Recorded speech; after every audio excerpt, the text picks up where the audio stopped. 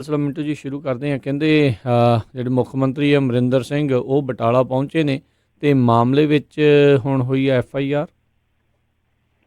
ਬਿਲਕੁਲ ਉਡੀਕ ਕੀਤੀ ਜਾ ਰਹੀ ਸੀਗੀ ਕਿ ਕੈਪਟਨ ਅਮਰਿੰਦਰ ਸਿੰਘ ਕਦੋਂ ਇੱਥੇ ਦੌਰਾ ਕਰਨਗੇ ਤੇ ਆ ਕੇ ਕੁਛ ਐਸਾ ਕਹਿਣਗੇ, ਕੁਛ ਐਸਾ ਕਰਕੇ ਵਿਖਾਉਣਗੇ ਜਿਹਦੇ ਨਾਲ ਜ਼ਖਮਾਂ ਤੇ ਕੁਛ ਮਲਮ ਲੱਗੂਗੀ। ਪਰ ਸਭ ਕੁਛ ਉਹੀ ਹੋਇਆ ਜਿਹੜਾ ਆਮ ਤੌਰ ਤੇ ਰਾਜਨੀਤੀ ਦੇ ਵਿੱਚ ਹੁੰਦਾ। ਕੈਪਟਨ ਅਮਰਿੰਦਰ ਸਿੰਘ ਤਕਰੀਬਨ ਤੀਜੇ ਦਿਨ ਆਏ ਆ ਤੇ ਇਸ ਤਰ੍ਹਾਂ ਆਏ ਆ ਜਿਸ ਤਰ੍ਹਾਂ VIP ਲੋਕ ਆਉਂਦੇ ਆ ਜਾਂ ਜਿੱਦਾਂ ਪੁਰਾਣੇ ਜ਼ਮਾਨਿਆਂ 'ਚ ਰਾਜਵੰਸ਼ਾਹੀਆਂ 'ਚ ਰਾਜੇ ਆਇਆ ਕਰਦੇ ਸੀ। ਵੈਸੇ ਕੁਛ ਲੋਕ ਤੇ ਹੁਣ ਵੀ ਇਹਨਾਂ ਨੂੰ ਮਹਾਰਾਜਾ ਸਾਹਿਬ ਕਹਿੰਦੇ ਆ। ਤਾਂ ਉਹ ਧਾਮ ਚਾਮ ਚੱਕ ਲੋ ਫੜ ਲੋ ਏਦਾਂ ਜਿੱਦਾਂ ਇੱਕ ਖਾਨਾ ਪੂਰਤੀ ਹੁੰਦੀ ਆ ਔਰ ਇੱਕ ਦਿਖਾਵਾ ਕੀਤਾ ਜਾਂਦਾ ਕਿ ਚੀਫ ਮਿਨਿਸਟਰ ਆਇਆ। ਔਰ ਕਮਾਲ ਦੀ ਗੱਲ ਇਹ ਆ ਕਿ ਲੋਕਾਂ ਨੂੰ ਅੰਦਰ ਤਾੜ ਦਿੱਤਾ ਗਿਆ।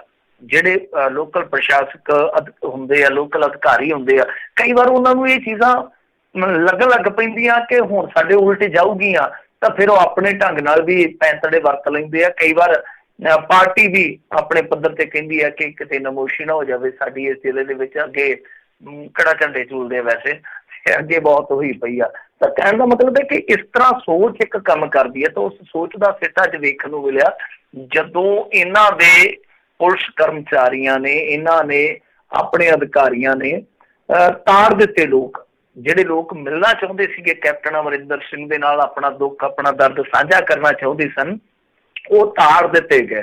ਔਰ ਇੱਥੋਂ ਤੱਕ ਕਿ ਸ਼ਮਿਆਨੇ ਲਾ ਦਿੱਤੇ ਗਏ ਤਾਂ ਕਿ ਉਹ ਭਿਆਨਕਤਾ ਨਜ਼ਰ ਨਾ ਆਵੇ, ਉਹ ਮੰਜ਼ਰ ਨਜ਼ਰ ਨਾ ਆਵੇ। ਸੋ ਇੱਕ ਬਰਬਾਦੀ ਜਿਹੜੀ ਆ ਲੁਕਾਈ ਗਈ, ਛੁਪਾਈ ਗਈ। ਪੀੜਤਾਂ ਦੀ ਪੀੜ ਜਿਹੜੀ ਆ ਉਹ ਕੈਪਟਨ ਅਮਰਿੰਦਰ ਸਿੰਘ ਤੱਕ ਪਹੁੰਚਣ ਨਹੀਂ ਦਿੱਤੀ ਗਈ। ਹਾਲਾਂਕਿ ਭਗਵੰਤ ਮਾਨ ਉੱਥੇ ਤੁਰਿਆ ਫਿਰਦਾ ਰਿਹਾ ਘਰਾਂ ਦੇ ਵਿੱਚ, ਹੋਰ ਲੀਡਰ ਵੀ ਜਿੱਦਾਂ ਤਰੁਣ ਚੁੱਗ, ਲੋਧੀ ਨੰਗਲ, ਸੰਨੀ ਦਿਓਲ ਵੀ ਆਇਆ, ਤ੍ਰਿਪਤ ਰਜਿੰਦਰ ਸਿੰਘ ਬਾਜਵਾ ਇਹਨਾਂ ਦੇ ਉਹ ਵੀ ਗਏ ਆ, ਘਰਾਂ ਦੇ ਵਿੱਚ ਜਾਂਦੇ ਰਹੇ ਆ। ਕਿਸੇ ਨੂੰ ਕੋਈ ਸਮੱਸਿਆ ਨਹੀਂ ਆਈ। ਉਹ ਪੀੜਤਾਂ ਨੇ ਕਿਹੜਾ ਕਿਸੇ ਨੂੰ ਡਾਂਗ ਮਾਰਦੇ ਨਹੀਂ, ਸੋਟਾ ਮਾਰਦੇ ਨਹੀਂ, ਉਹਨਾਂ ਤੇ ਆਪਣੇ ਦੁੱਖ ਦਰਦ ਹੀ ਦੱਸਣੇ ਆ। ਤਾਂ ਕਹਿਣ ਦਾ ਮਤਲਬ ਇਹ ਹੈ ਕਿ ਇਹ ਬੜੀ ਅਜੀਬੋ ਗਰੀਬ ਜੀ ਚੀਜ਼ ਲੱਗੀ ਕਿ ਉੱਥੇ ਲੋਕਾਂ ਨੂੰ ਤਾੜਿਆ ਗਿਆ। ਤਾਂ ਜਿਹੜੇ ਉੱਥੇ ਪੱਤਰਕਾਰ ਸਨ ਮੌਕੇ ਤੇ, ਉਹਨਾਂ ਨੇ ਲੋਕਾਂ ਦੇ ਰਿਐਕਸ਼ਨ ਵੀ ਲਏ ਤੇ ਲੋਕ ਬੜੇ ਸੜੇ ਪੁੱਜੇ ਪਏ ਸੀਗੇ। ਤਾਂ ਖੈਰ ਕੈਪਟਨ ਅਮਰਿੰਦਰ ਸਿੰਘ ਨੇ ਉਸ ਤੋਂ ਬਾਅਦ ਇੱਕ ਸੰਖੇਪ ਜੀ ਪੱਤਰਕਾਰਾਂ ਦੇ ਨਾਲ ਮੀਟ ਕੀਤੀ। ਇੱਕ ਪ੍ਰੈਸ ਕਾਨਫਰੰਸ ਤਾਂ ਨਹੀਂ ਕਹਿ ਸਕਦੇ, ਬਸ ਇੱਕ ਆਪਣੇ ਡੋਗੀ ਵਜਾਉਣ ਵਾਲੇ ਕੰਮ ਹੁੰਦਾ। ਤਾਂ ਉਹ ਗੱਲਾਂ ਕਰਕੇ ਗਏ ਜਿਹਦੇ 'ਚ ਉਹਨਾਂ ਨੇ ਰੋਣਾ ਕੀ ਰੋਇਆ ਕਿ ਇਸ ਫੈਕਟਰੀ ਦੇ ਵਿੱਚ ਪਿਛਲੀ ਮਰਤਬਾ ਵੀ ਇੱਕ ਹਾਦਸਾ ਹੋਇਆ ਸੀ, ਉਦੋਂ ਸਾਡੀ ਸਰਕਾਰ ਨਹੀਂ ਸੀਗੀ। ਤੇ ਕਹਿੰਦੇ ਆ ਕਿ ਜਿਹੜੇ DC ਸਾਹਿਬ ਆ ਇਹ ਵੀ ਬਾਅਦ ਦੇ ਵਿੱਚ ਆਏ ਤੇ ਹੁਣ ਆਏ ਆ ਵਿਚਾਰੇ। ਹੁਣ ਉਹ ਜਿਹੜੀ ਜਾਂਚ ਪੜਤਾਲ ਚੱਲੀ ਸੀ, ਹੁਣ ਦੇਖੋ ਜਿਹੜੀ ਇਹ ਘਟਨਾ ਜ਼ਿਕਰਤ ਕਰਦੇ ਪਏ ਆ ਕਿ ਜਨਵਰੀ 2017 'ਚ ਏਦਾਂ ਹੋਇਆ, ਉਦੋਂ ਸਾਡੀ ਸਰਕਾਰ ਨਹੀਂ ਸੀ। ਤੇ ਉਸ ਤੋਂ ਬਾਅਦ ਸਰਕਾਰ ਕਿਹੜਿਆ ਹੋਰ ਜੰਗਲੀ ਜੀਵਾਂ ਦੀ ਸੀ ਸਰਕਾਰ, ਤੁਹਾਡੀ ਹੋਈ ਸੀਗੀ। ਉਸ ਤੋਂ ਬਾਅਦ ਉਹ ਜਾਂਚ ਪੜਤਾਲ ਕਿੱਧਰ ਗਈ? ਉਹ ਕਹਿੰਦੇ ਜੀ ਉਹਦੀ ਜਾਂਚ ਪੜਤਾਲ ਕਰਵਾਵਾਂਗੇ।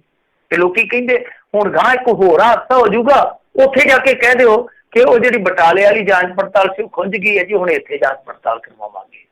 ਸੋ ਇਹ ਹਾਲ ਬਣਿਆ ਪਿਆ ਕਿ ਜਾਂਚ ਪੜਤਾਲ ਦੀ ਵੀ ਜਾਂਚ ਪੜਤਾਲ ਕਰਵਾਉਣੀ ਪੈ ਰਹੀ ਆ ਕਿ ਆਖਰ ਉਹ ਜਾਂਚ ਪੜਤਾਲ ਗਈ ਕਿੱਥੇ ਸੀਗੀ। ਫਿਰ ਨਾਲ ਇਹਨਾਂ ਨੇ ਕੁਛ ਗੱਲਾਂ ਜਿਹੜੀਆਂ ਉਹ ਦੂਸਰਿਆਂ ਤੇ ਸਿੱਟ ਦਿੱਤੀਆਂ, ਜਿੱਦਾਂ ਰਾਜਨੀਤੀ ਦੀ ਇੱਕ ਆਦਤ ਹੁੰਦੀ ਆ ਕਿ ਪਿਛਲਿਆਂ 'ਚ ਐ ਹੋਇਆ ਸੀਗਾ, ਹੁਣ ਅਸੀਂ ਇਨਕੁਆਇਰੀ ਬਿਠਾਵਾਂਗੇ। ਇਨਕੁਆਇਰੀ ਤੇ ਇਹਨਾਂ ਦੀ ਕੁਆਰੀ ਰਹਿ ਜਾਂਦੀ ਹੈ, ਸ਼ਾਦੀशुदा ਹੁੰਦੀ ਨਹੀਂ ਕਦੇ। ਉਹ ਤੁਸੀਂ ਅੰਮ੍ਰਿਤਸਰ ਵਾਲੇ ਕਾਂਡ 'ਚ ਦੇਖਿਆ, ਬੇਅਦਬੀਆਂ ਵਾਲੇ ਮਾਮਲੇ 'ਚ ਦੇਖਿਆ ਵਾ, ਹੋਰ ਕਿੰਨੀਆਂ ਨੇ। ਇਸ ਤੋਂ ਪਹਿਲਾਂ ਅਕਾਲੀ ਭਾਜਪਾ ਰਾਜ ਦੇ ਵਿੱਚ ਵੀ ਇਸ ਤਰ੍ਹਾਂ ਹੀ ਹੁੰਦਾ ਆ। ਤਾਂ ਖੈਰ FIR ਦਰਜ ਕੀਤੀ ਗਈ। ਉਹ FIR ਵੀ ਕਾਹਦੀ ਆ? ਉਹ ਇੱਕ ਮੈਂ ਕਹੂੰਗਾ ਕਿ ਮਜ਼ਾਕ ਹੈ FIR ਦੇ ਨਾਮ ਤੇ, ਕਿਉਂਕਿ ਜਿਹੜਾ ਬੰਦਾ 10 ਸਾਲ ਪਹਿਲਾਂ ਹੀ ਚੱਲ ਵਸਿਆ ਉਹਦੇ ਨਾਮ ਤੇ FIR ਆ। ਦੂਜੇ ਬੰਦੇ ਜਿਹੜੇ ਅਣਪਛਾਤੇ ਪਏ ਗੈਰ ਇਰਾਦਤਨ ਹੱਤਿਆ।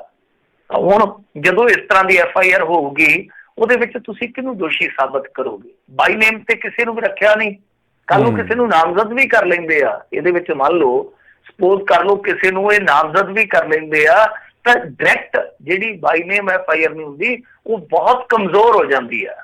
ਤੇ ਆਪਦੇ ਬੰਦਿਆਂ ਨੂੰ ਬਚਾ ਲਿਆ, ਫਿਰ ਵੀ ਕਿਸੇ ਅਧਿਕਾਰੀ ਦੀ ਇਹਨਾਂ ਨੇ ਜ਼ਿੰਮੇਵਾਰੀ ਤੈਅ ਹੀ ਨਹੀਂ ਕੀਤੀ।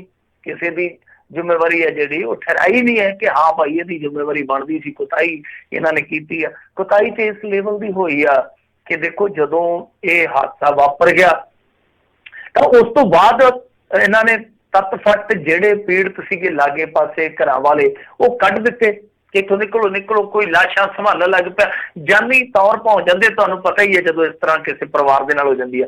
ਤੇ ਉਹਨਾਂ ਕਈ ਘਰਾਂ ਦੇ ਵਿੱਚ ਜਿਹੜੇ ਘਰ ਸੁੰਨੇ ਪਏ ਸੀਗੇ, ਵਲੇਟੇ ਚ ਆਏ ਪਏ ਸੀ, ਉਹਨਾਂ ਦੇ ਘਰਾਂ ਦੇ ਵਿੱਚ ਚੋਰੀਆਂ ਤੱਕ ਹੋ ਗਈਆਂ, ਮਤਲਬ ਕਿ ਉਹਨਾਂ ਨੂੰ ਵੀ ਸੇਫ ਨਹੀਂ ਰੱਖ ਸਕੇ।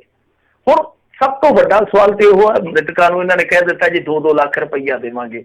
ਮੈਂ ਅੱਗੇ ਲਾਈਵ 'ਚ ਵੀ ਗੱਲ ਕਹਿ ਕੇ ਹਟਿਆ ਕਿ ਯਾਰ ਜਿਹਦੀਆਂ ਕਾਰਾਂ ਟੁੱਟ ਗਈਆਂ, ਜੋ ਕਿਸ਼ਤਾਂ ਤੇ ਸੀ, ਜਿਹਦੇ ਕਾਰੋਬਾਰ ਸੀਗੇ ਉੱਥੇ ਨਿੱਕੇ ਨਿੱਕੇ ਰੋਜੀ ਰੋਟੀ ਵਾਸਤੇ ਕਾਰੋਬਾਰ ਚਲਾਏ ਸੀ, ਉਹ ਉੱਜੜ ਗਏ। ਜਿਨ੍ਹਾਂ ਦੇ ਕੀਮਤੀ ਮਕਾਨ ਢਹਿ ਗਏ, ਤੁਸੀਂ ਉਹਨਾਂ ਵਾਸਤੇ ਕੀ ਕਰੋਗੇ?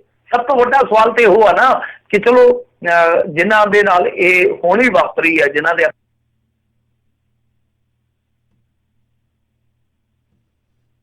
ਮਿੰਟੂ ਜੀ ਜੀ ਮੈਨੂੰ ਲੱਗਦਾ ਜੀ ਆਵਾਜ਼ ਦੀ ਕੋਈ ਪ੍ਰੋਬਲਮ ਆ, ਤੇ ਸਰੋਤੇ ਤੇ ਜੁੜੇ ਰਹੋ। ਮਤਲਬ ਹਾਂਜੀ ਜੀ ਮਿੰਟੂ ਜੀ, ਆਵਾਜ਼ ਆਉਣੀ ਬੰਦ ਹੋ ਗਈ ਸੀ ਤੁਹਾਡੀ ਜੀ। ਹਾਂਜੀ ਬਿਲਕੁਲ, ਮੈਂ ਇੱਥੇ ਗੱਲ ਖਤਮ ਕਰਦਾ ਕਿ ਮੇਰਾ ਇਹੀ ਸਵਾਲ ਆ ਕਿ ਜਿਹੜੇ ਲੋਕ ਆਪਣਾ ਮਕਾਨ ਗਵਾ ਬੈਠੇ ਆ, ਜਿਹੜੇ ਲੋਕ ਆਪਣਾ ਕਾਰੋਬਾਰ ਚੌਪਟ ਕਰਵਾ ਬੈਠੇ ਆ, ਉਹਨਾਂ ਵਾਸਤੇ ਵੀ ਕੈਪਟਨ ਅਮਰਿੰਦਰ ਸਿੰਘ ਨੂੰ ਕੁਝ ਕਰਨਾ ਚਾਹੀਦਾ ਸੀ। ਪਰ ਜੋ ਇੰਤਜ਼ਾਰ ਕੀਤਾ ਉਹ ਇੰਤਜ਼ਾਰ ਨਿਹਫਲ ਗਿਆ। ਕੱਖ ਨਹੀਂ, ਬਸ ਇੱਕ ਰਸਮ ਪੂਰਤੀ ਆ। ਇਹ ਆਉਂਦੇ ਆ, ਫੋਟੋ ਸੈਸ਼ਨ ਕਰਵਾ ਕੇ ਚਲੇ ਜਾਂਦੇ ਆ।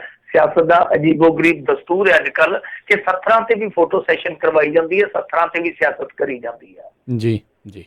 ਅਗਲੀ ਮਿੰਟੂ ਜੀ ਗੱਲ ਕਰਦੇ, ਕਹਿੰਦੇ ਸੁਪਰੀਮ ਕੋਰਟ ਨੇ UPA ਤੇ ਕੇਂਦਰ ਸਰਕਾਰ ਨੂੰ ਜਾਰੀ ਕੀਤਾ ਨੋਟਿਸ, UAPA ਨੂੰ।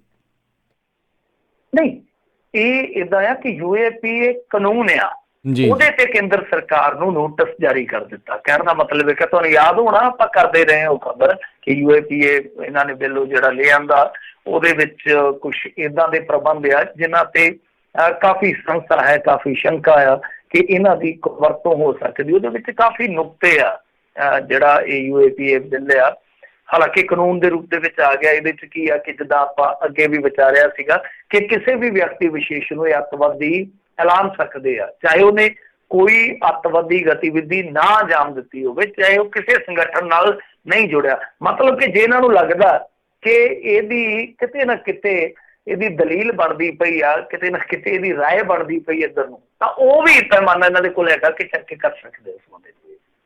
ਫਿਰ ਇਹ ਹੈ ਕਿ ਕਿਸੇ ਨਾਲ ਕਮਿਟਮੈਂਟ ਕਰ ਲਈ ਹੈ ਕਿ ਮੈਂ ਇੱਧਰ ਆਊਂਗਾ ਕਿਸੇ ਪਾਸੇ। ਹੁਣ ਕਹਿਤਾ ਕਿਸੇ ਨੇ ਕਿ ਸਾਲ ਨੂੰ ਮੈਂ ਤੁਹਾਡੀ ਜਥੇਬੰਦੀ ਲਈ ਹਥਿਆਰ ਚੁੱਕ ਲੂੰ, ਤੇ ਇਹ ਉਹ ਵੀ ਦੋਸ਼ ਲਾ ਕੇ, ਉਹ ਚਾਰਜ ਲਾ ਕੇ ਵੀ ਬੰਦੇ ਨੂੰ ਨੱਪ ਸਕਦੇ ਆ। NIA ਦਾ ਇੰਨਾ ਵਿਸ਼ਾਲ ਦਾਇਰਾ ਕਰ ਦਿੱਤਾ ਗਿਆ ਸੀਗਾ ਰਾਜ ਕਰਨਵੀਰ ਸਿੰਘ ਜੀ ਕਿ NIA ਇੱਕ ਇੰਸਪੈਕਟਰ ਪੱਧਰ ਦਾ ਅਧਿਕਾਰੀ ਵੀ ਆ ਕੇ ਰੇਡ ਮਾਰ ਸਕਦਾ ਔਰ ਕੁਰਕੀ ਤੱਕ ਹੋ ਸਕਦੀ ਹੈ।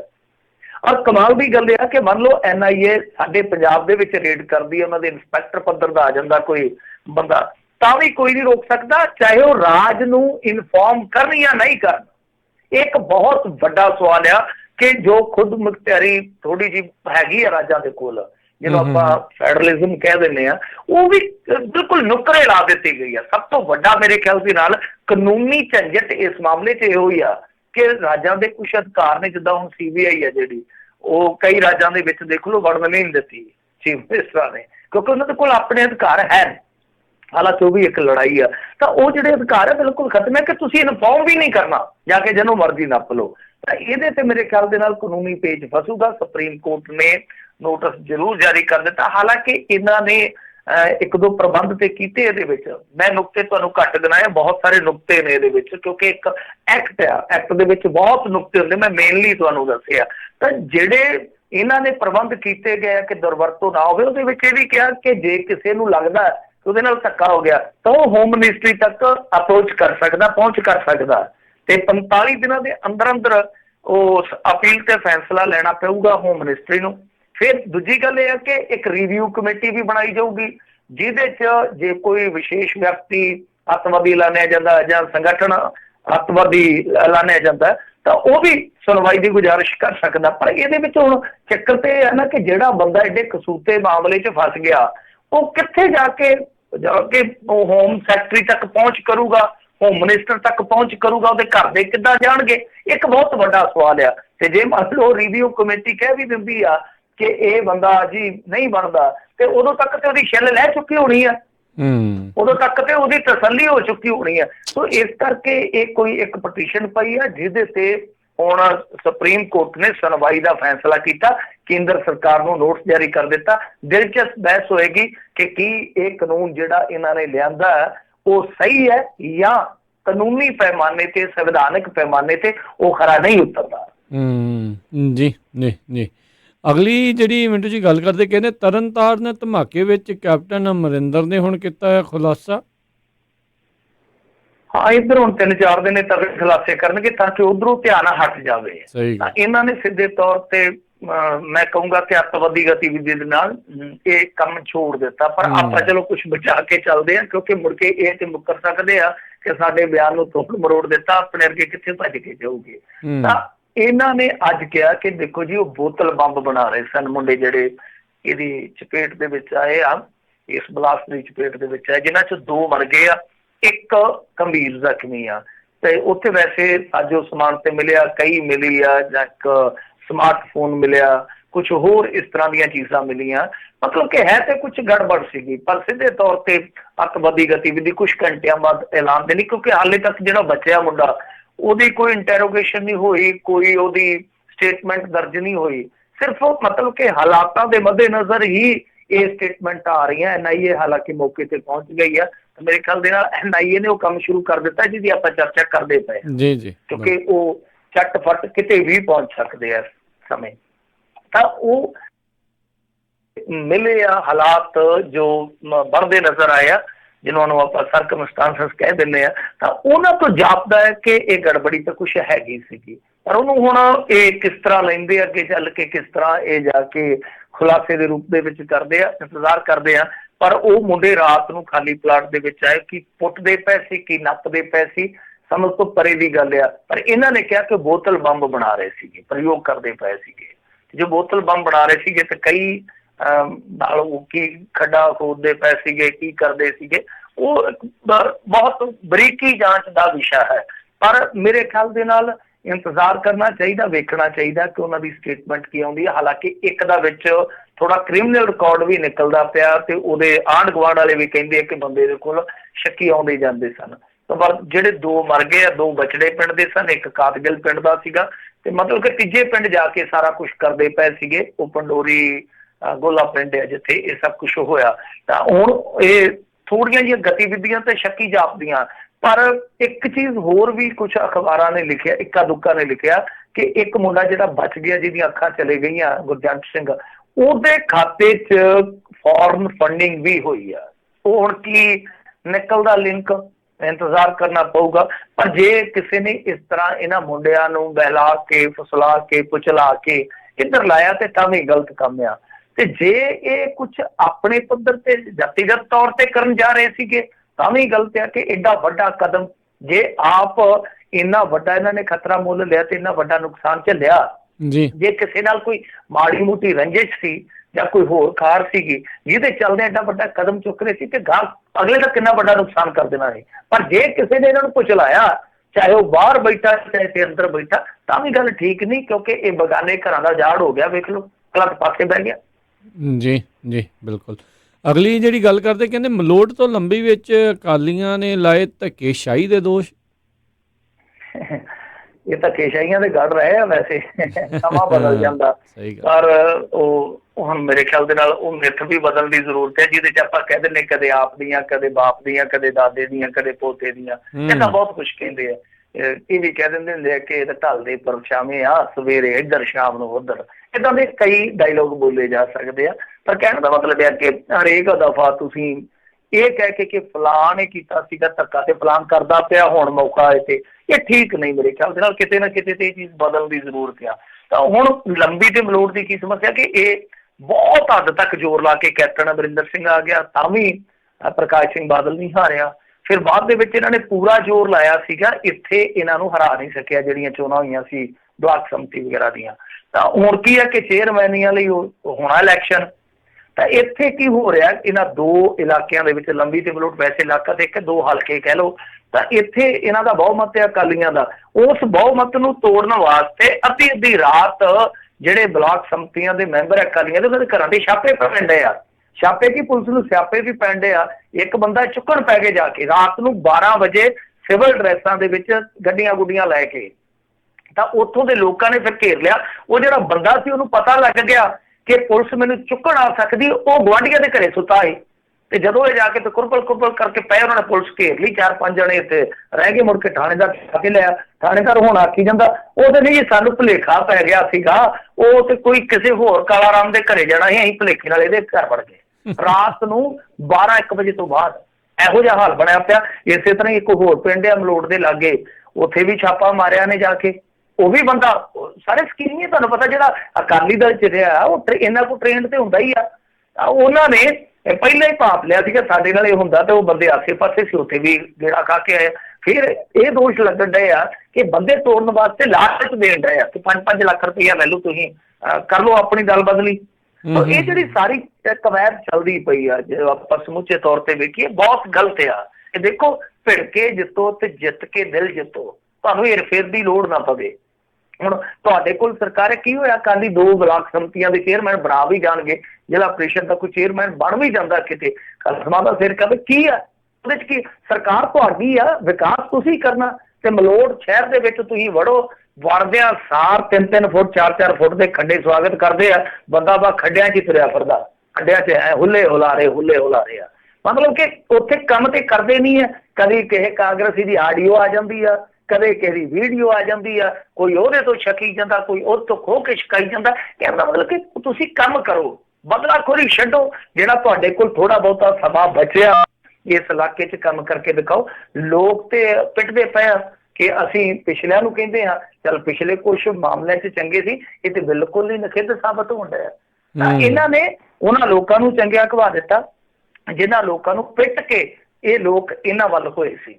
ਤਾਂ ਕਹਿਣ ਦਾ ਮਤਲਬ ਇਹ ਕਿ ਵਿਕਾਸ ਨਹੀਂ ਹੋ ਰਿਹਾ, ਕਿਤੇ ਬਦਲਾਖੋਰੀ ਹੋ ਰਹੀ ਆ, ਕਿਤੇ ਟਾਈਮ ਪਾਸ ਵਾਲਾ ਕੰਮ ਹੋ ਰਿਹਾ। ਇਹ ਛੱਡਣਾ ਚਾਹੀਦਾ।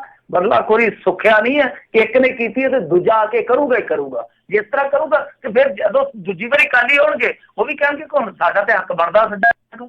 ਜੀ ਜੀ ਜੀ ਜੀ ਅਗਲੀ ਜਿਹੜੀ ਗੱਲ ਕਰਦੇ, ਕਹਿੰਦੇ ਤਨਮਨਜੀਤ ਸਿੰਘ ਢੇਸੀ ਜਿਹੜਾ ਕਿ ਉੱਥੇ ਬ੍ਰਿਟੇਨ ਦੀ ਪਾਰਲੀਮੈਂਟ ਦੇ ਵਿੱਚ ਹੈਗਾ ਆ, ਉਸ ਦੀ ਵੀਡੀਓ ਬਹੁਤ ਤੇਜ਼ੀ ਦੇ ਨਾਲ ਹੋ ਰਹੀ ਹੈ, ਵਾਇਰਲ, ਦੁਨੀਆ ਕਰ ਰਹੀ ਹੈ ਸਲਾਮ। ਬਿਲਕੁਲ, ਜਿਹੜੇ ਤਨਮਨਜੀਤ ਸਿੰਘ ਢੇਸੀ ਆ, ਬਾਕੀ ਲੋਕ ਤਨ ਮਨ ਤੋਂ ਹੀ ਉਹਨਾਂ ਨੂੰ ਸਲੂਟ ਕਰਦੇ ਪਏ ਆ। ਕੀ ਅਲ ਜਜ਼ੀਰਾ, ਕੀ BBC ਨੈਟਵਰਕ, ਵੱਡੇ ਨੈਟਵਰਕ ਜਿਹੜੇ ਆ ਉਸ ਵੀਡੀਓ ਨੂੰ, ਜਿਹੜੀ ਤੁਸੀਂ ਸਪੀਚ ਸੁਣੀ ਹੋਣੀ ਆ ਜੋ ਉਹਨੇ ਪਾਰਲੀਮੈਂਟ 'ਚ ਕੀਤੀ ਆ, ਉਹਨਾਂ ਦੀ ਪਾਰਲੀਮੈਂਟ ਵੀ ਏਦਾਂ ਹੀ ਲੱਗਦੀ ਜਿੱਦਾਂ ਬੈਠ ਕੇ ਜੇ ਬੰਦੇ ਬੈਠੇ ਹੁੰਦੇ ਆ, ਸਾਰੇ ਇਕੱਠੇ ਜੁੜ ਕੇ ਤੇ ਦੂਰ ਭਾਉਂਦੇ, ਕਿਤੇ ਕਾਲਰ ਫੜ ਕੇ ਇੱਕ ਦੂਜੇ ਨਾਲ ਜੂਤ ਨਾ ਹੋ ਜਾਣ। ਤਾਂ ਕਹਿਣ ਦਾ ਭਾਵ ਇਹ ਆ ਕਿ ਜੋ ਵੀਡੀਓ ਆ ਉਹ ਤੁਹਾਨੂੰ ਪਤਾ ਹੀ ਆ, ਉਹਦੇ ਵਿੱਚ ਜੋ ਪ੍ਰਧਾਨ ਮੰਤਰੀ ਨੂੰ ਕਿਹਾ ਗਿਆ, ਸ਼ਾਇਦ ਬੋਰਿਸ ਜੌਨਸਨ ਉਹਨਾਂ ਦਾ ਨਾਮ ਆ, ਜਿਨ੍ਹਾਂ ਨੇ ਇੱਕ ਵਾਹੀਆਤ ਟਿੱਪਣੀ ਕੀਤੀ ਸੀ ਮੁਸਲਿਮ ਔਰਤਾਂ ਨੂੰ ਲੈ ਕੇ। ਉਸ ਤੋਂ ਬਾਅਦ ਕੇਸੀ ਸਾਹਿਬ ਨੇ ਜੋ ਕਿਹਾ, ਸਾਨੂੰ ਤੇ ਚਲੋ ਘੱਟ ਸਮਝ ਲੱਗਦੀ, ਅੰਗਰੇਜ਼ੀ ਘੱਟ ਵਾਲੇ ਬੰਦੇ ਆ, ਪਰ ਤੁਸੀਂ ਸੁਣ ਲਿਆ ਹੋਣਾ ਕਿ ਜਿਸ ਤਰੀਕੇ ਨਾਲ, ਜਿਸ ਧੜੱਲੇ ਨਾਲ ਬੋਲੇ ਆ ਤੇ ਜਿਸ ਤਰੀਕੇ ਨਾਲ ਉਹਨਾਂ ਨੇ ਆਪਣੀ ਗੱਲ ਰੱਖੀ ਆ, ਉਹ ਪੇਸ਼ਕਾਰੀ ਬੜੀ ਲਾਜਵਾਬ ਆ, ਗਜ਼ਬ ਦੀ ਆ। ਤਾਂ ਸਾਰੀ ਦੁਨੀਆ ਸਲੂਟ ਕਰ ਰਹੀ ਉਹਨਾਂ ਨੂੰ ਕਿ ਉਹਨਾਂ ਨੇ ਇੱਕ ਘੱਟ ਗਿਣਤੀ ਕਮਿਊਨਿਟੀ ਦੀ ਇੱਥੇ ਗੱਲ ਕੀਤੀ ਹੈ ਤੇ ਪ੍ਰਧਾਨ ਮੰਤਰੀ ਹੈ ਜਿਹੜਾ ਹੈਰਾਨ ਰਹਿ ਗਿਆ ਉਹਨਾਂ ਦਾ। ਮੇਰੇ ਖਿਆਲ ਦੇ ਨਾਲ ਇਸ ਸਮੁੱਚੇ ਘਟਨਾਕ੍ਰਮ ਨੂੰ ਨਾ ਸਾਡੇ ਇਕੱਲੇ ਸਿੱਖ ਲੀਡਰਾਂ ਨੂੰ ਨਹੀਂ ਸਿੱਖਣਾ ਚਾਹੀਦਾ, ਇਸ ਤੋਂ ਸਾਡੇ ਜਿਹੜੇ ਹਿੰਦੂ ਲੀਡਰ ਉਹਨਾਂ ਨੂੰ ਵੀ ਸਿੱਖਣਾ ਚਾਹੀਦਾ ਕਿ ਕਿਸ ਤਰ੍ਹਾਂ ਬੋਲਿਆ ਜਾਂਦਾ, ਕਿਸ ਤਰ੍ਹਾਂ ਆਪਣੀ ਗੱਲ ਰੱਖੀ ਜਾਂਦੀ ਹੈ, ਕਿਸ ਤਰ੍ਹਾਂ ਗਲਤ ਨੂੰ ਗਲਤ ਕਿਹਾ ਜਾਂਦਾ। ਕਿਉਂਕਿ ਇੱਥੇ ਤੇ ਸਿਰਫ 2 ਹੀ ਨਾਂ ਆ, ਉਹਦੇ 2 ਨਾਮਾਂ ਦੀ ਜੋੜੀ ਅੱਗੇ ਲੋਕਤੰਤਰ ਵੀ ਛੱਤਾ ਪਿਆ ਹੋਇਆ। ਉਹ ਨਾਮ ਕਿਹੜੇ ਆ ਲੈਣ ਦੀ ਜ਼ਰੂਰਤ ਨਹੀਂ, ਐਵੇਂ ਟਾਈਮ ਵੇਸਟ ਹੀ ਆ। ਤਾਂ ਉਹਨਾਂ ਦੇ ਅੱਗੇ ਜੋ ਕਹਿ ਦਿੰਦੇ, ਝੂਠ ਬੋਲਦੇ, 70,000 ਬੰਦੇ ਜਾ ਕੇ ਇੱਕ ਬੰਦਾ ਝੂਠ ਬੋਲ ਜਾਂਦਾ, ਕਿਸੇ ਦੀ ਹਿੰਮਤ ਨਹੀਂ ਪੈਂਦੀ ਕਿ ਤੂੰ ਝੂਠ ਬੋਲਣ ਡਿਆ। ਇਹਨਾਂ ਲੋਕਾਂ ਦੇ ਵਿੱਚੋਂ ਉੱਠ ਕੇ ਮੈਂਬਰ ਪਾਰਲੀਮੈਂਟ ਉੱਠ ਕੇ ਘੱਟ ਗਿਣਤੀਆਂ ਪ੍ਰਤੀ ਨਫ਼ਰਤ ਉਗਲਦੇ ਆ, ਜ਼ਹਿਰ ਉਗਲਦੇ ਆ, ਇੱਥੋਂ ਤੱਕ ਕਿ ਉਹਨਾਂ ਦੀਆਂ ਔਰਤਾਂ ਪ੍ਰਤੀ ਵੀ ਬੋਲ ਜਾਂਦੇ ਆ। ਕਦੀ ਇਹ ਮੁੜਦੇ ਨਹੀਂ। ਸਾਡੇ ਆ ਜਿਹੜੇ ਪੰਥਕ ਲੀਡਰ ਆ, ਇਹ ਵੀ ਤਾਂ ਘੋਗੇ ਆ, ਸਿੱਖ ਲੈਣੇ ਸਿੱਖ ਤੋਂ, ਇਹ ਵੀ ਤਾਂ ਸਿੱਖਿਆ, ਇਹ ਵੀ ਸਿੱਖ ਆ, ਕਹਿੰਦੇ ਜੀ ਅਸੀਂ ਸਿੱਖਾਂ ਦੇ ਲੰਬਰਦਾਰ ਆ। ਤੁਸੀਂ ਕਦੇ ਇਹ ਸੋਚਿਆ ਕਿ ਆਹ ਦੇਖੋ ਤਾਰੀਗਾਮੀ ਨੂੰ ਹੀ ਲੈ ਆਇਆ, ਜਿਹੜਾ ਸੀਤਾਰਾਮ ਯੇਚੁਰੀ ਆ, ਆਪਣੇ ਲੀਡਰ ਨੂੰ ਉੱਥੋਂ ਕਢਾਉਣ ਵਾਸਤੇ ਸੁਪਰੀਮ ਕੋਰਟ 'ਚ ਗਿਆ ਕਸ਼ਮੀਰ 'ਚੋਂ, ਉਹਨੂੰ ਲੈ ਕੇ ਤੇ ਏਮਸ ਦੇ ਵਿੱਚ ਭਰਤੀ ਕਰਾਇਆ।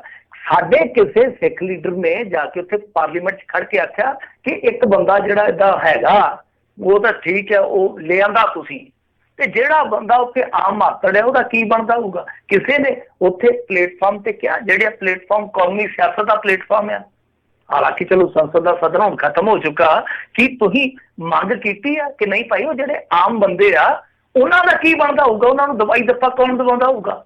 ਸੋ ਜ਼ਰੂਰਤ ਇਹ ਨਹੀਂ ਹੈ ਕਿ ਢੇਸੀ ਸਾਹਿਬ ਨੂੰ ਸਲੂਟ ਕਰ ਦਿਓ, ਲਾਈਕ ਦੇ ਦਿਓ, ਕਮੈਂਟ ਦੇ ਦਿਓ, ਦਿਲ ਜਿਹਾ ਸੁੱਟ ਦਿਓ ਉੱਥੇ ਗੁਲਾਬੀ ਜਿਹਾ ਫੇਸਬੁੱਕ ਤੇ। ਜ਼ਰੂਰਤ ਹੈ ਕਿ ਸਿੱਖੋ ਕਿ ਗਲਤ ਨੂੰ ਗਲਤ ਕਿੱਦਾਂ ਕਿਹਾ ਜਾਂਦਾ। ਇਹ ਵੇਖੋ ਕਿ ਉੱਥੇ ਡੈਮੋਕ੍ਰੇਸੀ ਦੀ ਕਿਆ ਖੂਬਸੂਰਤੀ ਹੈ। ਦੁਨੀਆ ਦਾ ਸਭ ਤੋਂ ਪੁਰਾਣਾ ਲੋਕਤੰਤਰ ਹੈ ਬ੍ਰਿਟੇਨ ਦੇ ਵਿੱਚ, ਤਾਂ ਉਹਦੀ ਖੂਬਸੂਰਤੀ ਵੇਖੋ ਕਿ ਪ੍ਰਧਾਨ ਮੰਤਰੀ ਨੂੰ ਮੈਂਬਰ ਪਾਰਲੀਮੈਂਟ ਹੈ ਜਿਹੜਾ ਉਹ ਫੱਕ ਕਰ ਦਿੰਦਾ, ਜਿਹਨੂੰ ਆਪਾਂ ਫੱਕ ਕਹਿ ਦਿੰਦੇ ਤੇ ਰੰਗ ਉੱਡੇ ਪਏ ਆ। ਤਾਂ ਇਹ ਖੂਬਸੂਰਤੀ ਹੁੰਦੀ ਹੈ ਲੋਕਤੰਤਰ ਦੀ, ਇਹ ਖੂਬਸੂਰਤੀ ਹੁੰਦੀ ਹੈ ਇੱਕ ਲੀਡਰ ਦੀ। ਜੀ ਜੀ। ਅਗਲੀ ਜਿਹੜੀ ਗੱਲ ਕਰਦੇ, ਕਹਿੰਦੇ ਪੰਜਾਬ ਯੂਨੀਵਰਸਿਟੀ ਨੂੰ ਮਿਲਿਆ ਹੁਣ ਨਵਾਂ ਪ੍ਰਧਾਨ, ਅਕਾਲੀ ਦਲ ਦੇ ਵਿਦਿਆਰਥੀ ਵਿੰਗ ਦੀ ਝੰਡੀ। ਦੇਖੋ ਇੱਕ ਫਿਲਮ ਦੇ ਵਿੱਚ ਨਾ ਉਹ ਭੱਜਾ ਆਉਂਦਾ ਅਮਰੀਸ਼ ਪੁਰੀ ਦਾ ਨਾ ਮਨੀਮ ਜਿਹਾ, ਉਹ ਆ ਕੇ ਕਹਿੰਦਾ ਜਨਾਬ 2 ਖਬਰਾਂ, ਤੇ ਉਹ ਕਹਿੰਦਾ ਵੀ 2 ਖਬਰਾਂ ਫੇਰ ਕਿੱਦਾਂ ਕਰੀਏ? ਉਹ ਕਹਿੰਦਾ ਇੱਕ ਚੰਗੀ ਇੱਕ ਮਾੜੀ। ਉਹ ਕਹਿੰਦਾ ਕਿ ਦੇਖ ਮਾੜੀਆਂ ਸੁਣ ਕੇ ਤੇ ਕੰਨ ਪੱਕੇ ਪਏ, ਚੰਗੀ ਨੂੰ ਕੰਨ ਤਰਸ ਗਏ, ਚੰਗੀ ਸੁਣਾ ਦੇ ਪਹਿਲਾਂ, ਮਾੜੀਆਂ ਭਾਵੇਂ 36 ਸੁਣਾਈ। ਉਹ ਤਾਂ ਆਦਤ ਪਈ ਹੈ। ਤਾਂ ਅਕਾਲੀਆਂ ਨੂੰ ਮੇਰੇ ਖਿਆਲ ਦੇ ਨਾਲ ਬਹੁਤ ਲੰਮੇਰੇ ਸਮੇਂ ਬਾਅਦ ਇੱਕ ਚੰਗੀ ਖਬਰ, ਇੱਕ ਖੁਸ਼ਗਵਾਰ ਖਬਰ ਸੁਣਨ ਨੂੰ ਮਿਲੀ ਆ, ਤਾਂ ਉਹ ਇਹੋ ਆ ਕਿ ਇਹਨਾਂ ਦਾ ਪ੍ਰਧਾਨ ਬਣ ਗਿਆ। ਹਾਲਾਂਕਿ ਨਤੀਜੇ ਜਦੋਂ ਮੈਂ ਲਾਸਟ ਅਪਡੇਟ ਲਈ ਸੀਗੀ ਉਦੋਂ ਆਈ ਜਾਂਦੇ ਸੀਗੇ, ਪਰ ਉਹਦੇ 'ਚ ਮੇਰੇ ਖਿਆਲ ਦੇ ਨਾਲ NSUI ਨੂੰ ਵੀ ਚੰਗੀ ਸਫਲਤਾ ਮਿਲੀ ਆ। ਜਿਹੜੀ ਕਾਂਗਰਸ ਦੀ ਵਿਦਿਆਰਥੀ ਸ਼ਾਖਾ ਉਹਨਾਂ ਨੇ ਵੀ ਚੰਗਾ ਪ੍ਰਦਰਸ਼ਨ ਕੀਤਾ। NSUI ਨੂੰ 3 ਸੀਟਾਂ ਮਿਲ ਗਈਆਂ, ਮਤਲਬ ਕਿ ਵਾਈਸ ਪ੍ਰੈਜ਼ੀਡੈਂਟ ਬਣ ਗਿਆ, ਇਹਨਾਂ ਦਾ ਜੁਆਇੰਟ ਸੈਕਟਰੀ ਬਣ ਗਿਆ, ਇੱਕ ਜਨਰਲ ਸੈਕਟਰੀ ਬਣ ਗਿਆ। ਬਾਕੀ ਜੋ ਪ੍ਰੈਜ਼ੀਡੈਂਟ ਦੀ ਇੱਕ ਟੱਕਰ ਸੀਗੀ ਉਹ ਹੈਗੀ ਸੀ ਖੱਬੇ ਤੇ ਸੱਜੇ। ਇਹਨਾਂ ਦਾ ਅਲਾਇੰਸ ਸੀਗਾ ਸੂਈ ਵਾਲਿਆਂ ਦਾ 2-3 ਹੋਰ ਜਥੇਬੰਦੀਆਂ ਨਾਲ, ਐਗਜ਼ੈਕਟ ਨਹੀਂ ਮੈਨੂੰ ਪਤਾ, ਪਰ ਉਸ ਅਲਾਇੰਸ ਦੇ ਨਾਲ SFS ਖੱਬਿਆਂ ਦੀ ਜਿਹੜੀ ਜਥੇਬੰਦੀ ਹੈ, ਵਿਦਿਆਰਥੀ ਜਥੇਬੰਦੀ, ਉਹਨਾਂ ਹੋਈ ਆ ਮਸੀਂ ਮੇਰੇ ਖਿਆਲ ਦੇ ਨਾਲ 25-26 ਵੋਟਾਂ ਦਾ ਹੀ ਫਰਕ ਰਿਹਾ।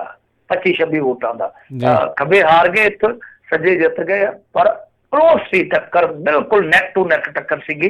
ਤਾਂ ਇਹਦੇ ਵਿੱਚ ਹੁਣ ਰਲਮਾ ਮਿਲਮਾ ਹੀ ਆ। SFS ਵਾਲੇ ਕਹਿ ਸਕਦੇ ਆ ਕਿ ਅਸੀਂ ਹਾਲੇ ਵੀ ਲੜਾਈ ਦੇ ਵਿੱਚ ਆ। 1 ਸਾਲ ਅਸੀਂ ਪ੍ਰਧਾਨਗੀ ਭੋਗ ਲਈ ਆ, ਬਾਵਜੂਦ ਇਸ ਦੇ ਅਸੀਂ ਲੜਾਈ 'ਚ ਆ।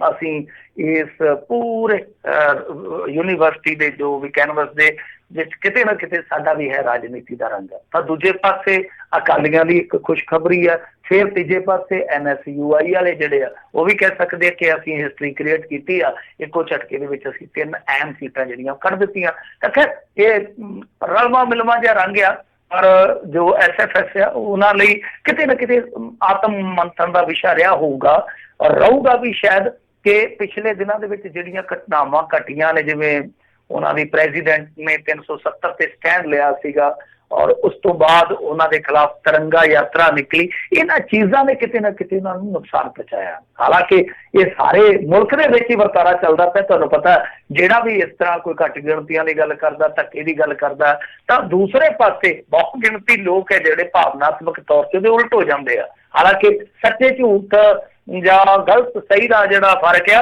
ਉਹ ਬਹੁਤ ਦੂਰ ਰਹਿ ਜਾਂਦਾ। ਤਾਂ ਕਿਤੇ ਨਾ ਕਿਤੇ ਮੇਰੇ ਖਿਆਲ ਦੇ ਨਾਲ ਇੱਥੇ ਵੀ ਫਰਕ ਪਿਆ। ਦੂਜੀ ਗੱਲ ਜਿਹੜੀ ਹੈ ਉਹ ਹੈ ਪੰਜਾਬ ਦੀਆਂ ਵਿਦਿਆਰਥੀ ਚੋਣਾਂ ਨਾਲ ਜੁੜੀ। ਉੱਥੇ ਚੋਣ ਇੱਕ ਵਾਰੀ ਫੇਰ ਹੋ ਗਈ ਆ। ਕੈਪਟਨ ਅਮਰਿੰਦਰ ਸਿੰਘ ਨੇ ਆਖਿਆ ਸੀਗਾ ਕਿ ਅਸੀਂ ਚੋਣਾਂ ਕਰਵਾਵਾਂਗੇ, ਤਾਂ ਕੈਪਟਨ ਅਮਰਿੰਦਰ ਸਿੰਘ ਦੇ ਬਿਆਨ ਤੋਂ ਬਾਅਦ ਵੀ ਪੰਜਾਬ ਦੇ ਕਾਲਜਾਂ 'ਚ ਇਹ ਚੋਣਾਂ ਹੋ ਨਹੀਂ ਸਕੀਆਂ।